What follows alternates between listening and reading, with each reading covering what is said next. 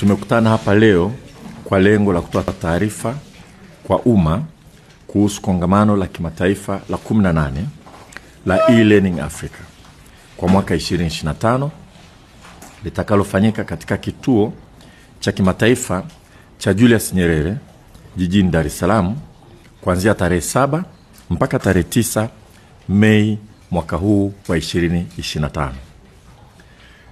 Tangu kuasisiwa kwake mwaka 2005, kongamano hili limeshafanyika katika nchi 17 ikiwemo Tanzania ambapo lilifanyika mwaka 2011.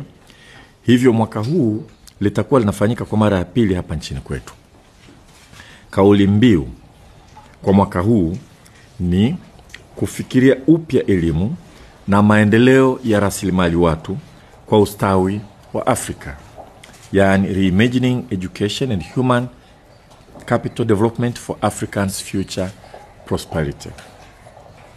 Ndugu wanahabari, kongamano la e-Learning Africa kwa sehemu kubwa linalenga kuleta pamoja makundi mbalimbali ya wadau kutoka zaidi ya nchi 65 kwa ajili ya kujadili, kubadilishana uzoefu, kuhamasisha uwekezaji na kuazimia mipango ya pamoja ya kuchagiza matumizi ya teknolojia za kidijitali hususan katika sekta ya elimu barani Afrika.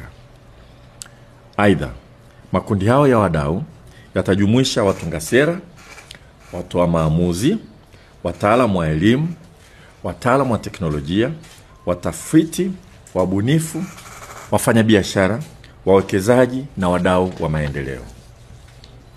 Pamoja na matukio mengine, kongamano la e-Africa litajumuisha mkutano wa mawaziri zaidi ya 50 kutoka nchi 49 barani Afrika. Mkutano huu utatoa fursa ya kujadili na kuazimia mikakati ya pamoja ya kuandaa nguvu kazi mahiri katika kubuni, kuzalisha na kuimarisha matumizi ya teknolojia za kidijitali. Kama nilivyotangulia kusema, kongamano hili litaanza tarehe 7 Mei na kuhitimishwa tarehe 9 Mei mwaka 2025. Kama mwenyeji wa kongamano hili, nchi yetu inatarajiwa kunufaika na fursa mbalimbali za kuwa mwenyeji wa kongamano hili, zikiwemo kubaini mikakati na mbinu mpya za kuongeza matumizi ya teknolojia za kidijitali katika elimu na sekta nyingine. Pili, kuvutia programu za pamoja za ubiasharishaji wa bunifu na teknolojia zinazoibuliwa nchini.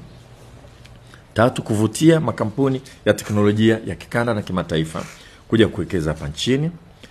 4, kuimarisha ubia baina ya sekta umma na sekta binafsi katika maendeleo na matumizi ya teknolojia za kidijitali.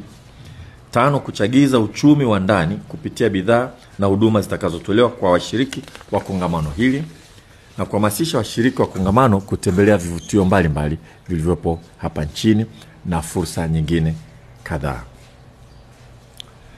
Ndugu wanahabari, tunatoa rai kwa wizara mbalimbali, taasisi, mashirika, asasi, kampuni za teknolojia, wanataaluma, watafiti, wabunifu, waandishi wa habari, wafanyabiashara na Watanzania kwa ujumla kujiandaa kutumia fursa za kongamano hili vilivyo. Ni matumaini yetu kuwa kwa pamoja na umoja wetu, kongamano la e-Learning Africa kwa mwaka 2025 litafanyika kwa mafanikio makubwa na kufungua fursa nyingi za kiuchumi na kijamii